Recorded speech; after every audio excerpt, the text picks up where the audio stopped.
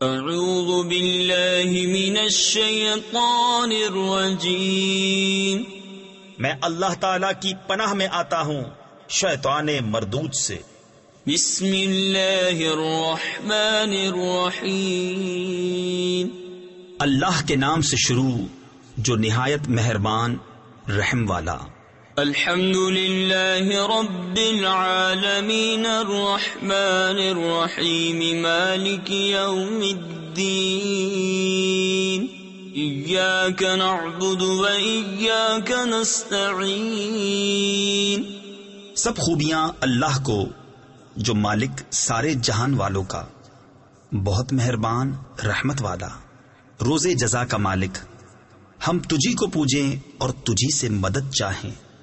تفسیر خزائن العرفان میں ہے، اس میں یہ تعلیم فرمائی کہ مدد بالواسطہ ہو یا بلا واسطہ، ہر طرح اللہ تعالی کے ساتھ خاص ہے۔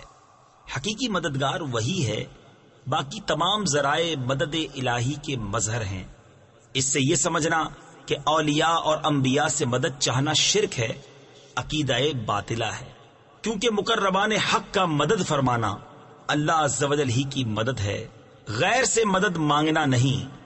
اهدنا الصراط المستقيم صراط الذين أنعمت عليهم غير المغضوب عليهم ولا الضالين۔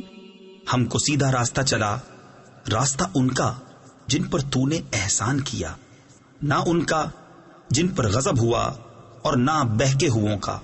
صدق اللہ العظیم۔